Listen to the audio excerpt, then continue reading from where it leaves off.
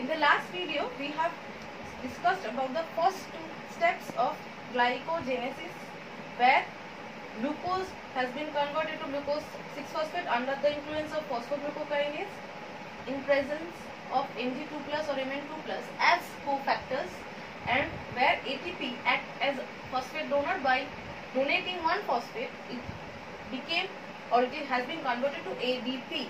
That is how glucose 6-phosphate has been produced, and glucose 6-phosphate has been converted to glucose 1-phosphate under the influence of phosphoglucomutase. As mutase has worked, inclusion of H2O was required, and in this step a new molecule has been added or incorporated in this cycle, that is UTP, uridine triphosphate. Uridine triphosphate, to make it more clear, I will write glucose 1-phosphate and UTP, uridine triphosphate.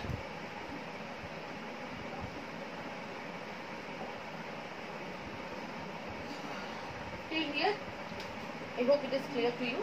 And the next step,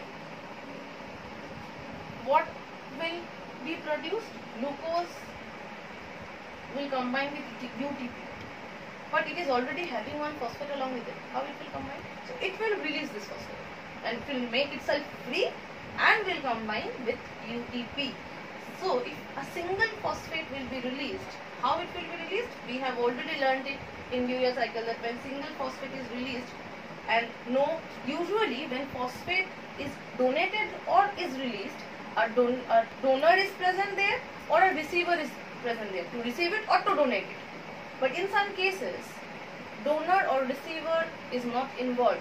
Then inorganic phosphate, that means single phosphate molecule, is being added directly.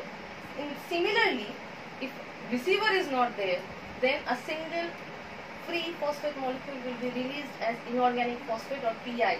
Here, usually the phosphate receivers in our body are AMP or ADP. If ADP receives one phosphate, it becomes ATP. If AMP receives one phosphate, it becomes ADP. If it receives 2 phosphate, it becomes ATP.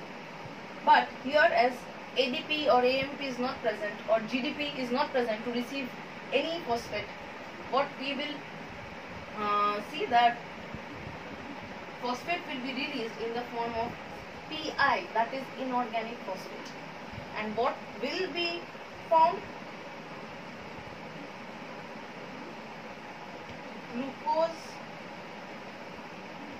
uridine diphosphate glucose.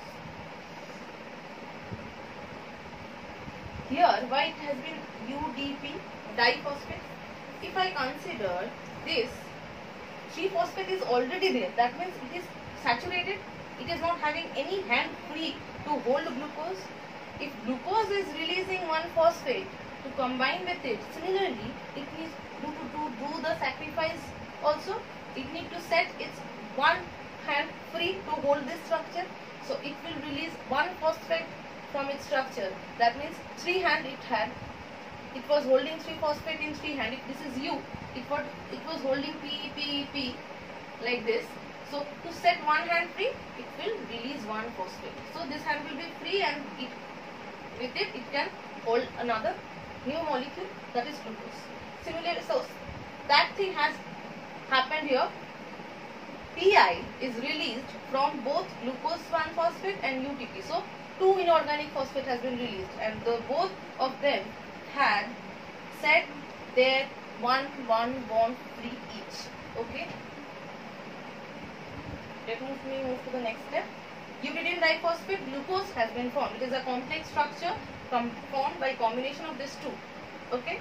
Now here another thing will happen. But what will be the name of the enzyme being used here? What we have learned, that removal of phosphate can be done by either phosphatase or phosphorylase. Okay. Phosphatase is rarely used for addition, majorly used for release. Exactly opposite happens in the case of phosphorylase. It is usually used for addition, not release. But here, as is sometimes it is used for release also, and it is an example of that sometime or the rare steps. Here, the enzyme involved in removal of phosphate and combining these two, in a sense, here not only removal is occurring. Glucose is losing one phosphate, but it is getting two phosphate again. So we cannot term it as a step removing phosphate only. It is a step where combination of both is occurring. Phosphate is being released. Similarly, phosphate is being incorporated in a structure. So here, as both type of phosphorylation, or here as phosphorylation and dephosphorylation, both is occurring. That is why phosphorylase is the enzyme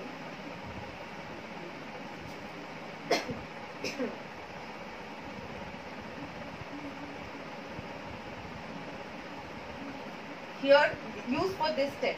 Name is uridine diphosphate glucose phosphorylase. I know the name of the enzyme seems huge, long, something tough to remember, but it is very easy because it is named according to the product only. Exactly the name of the product has been copied and pasted, and phosphorylase has been added. So that is how you will remember the name. So it will be very easy to remember the name of the enzyme. Again, we will keep it in a box so that it is clear that it is an enzyme, not a substrate or the product. Okay, uridine diphosphate glucose has been produced. Our main motto is to form glycogen. And what is glycogen? We have already learned when we were learning the structures of complex carbohydrates that many, if this is a glucose molecule, many glucose molecules are combined or are being joined with the help of 1,4 and 1,6 glycosidic linkage, right? That is how glycogens are formed, by combining many glucose molecule with the help of 1,4 or 1,6. How 6? Because here the 6 carbon was present. 1,6 or 1,4 glycosidic linkage. That means the glucose we have in this structure will be combined repeatedly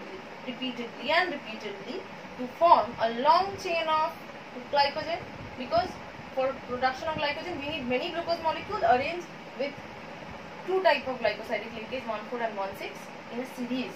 So for that, repeatedly glucose will be isolated from this structure and will be combined, isolated from this structure and will be combined. So this will be done by branching enzyme. Why branching enzyme?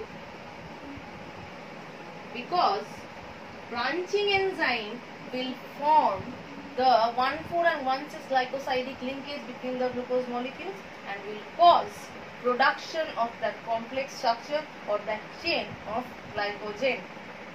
So branching enzyme is the enzyme which will work here. This is an exceptional enzyme which has been used in, or which you will find being used in glycogenesis, and exactly opposite will be used in glycogenolysis. That when we will discuss, we will learn that, or I will explain that, then I will tell the mechanism.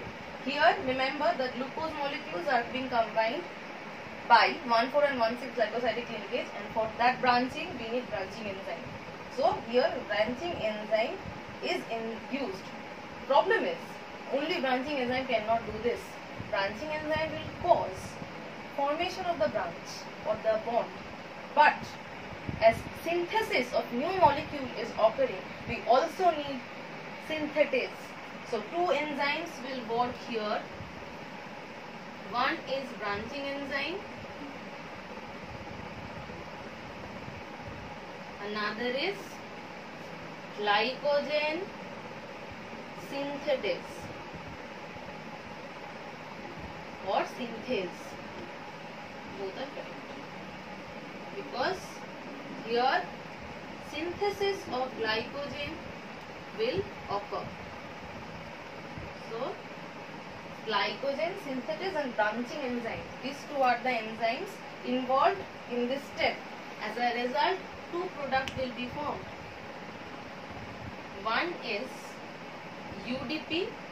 That means the UDP, uridyl diphosphate glucose, from here UDP will be released, will be set free for second round use of the UDP. This UDP will again be used for next series of glucose the blood receives, and glucose molecule will be released from the structure. So now the cell has a free glucose molecule and a free UDP.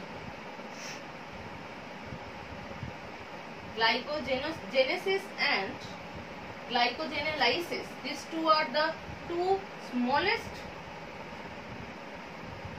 biochemical reaction or metabolic cycle you have in your syllabus under carbohydrate metabolism.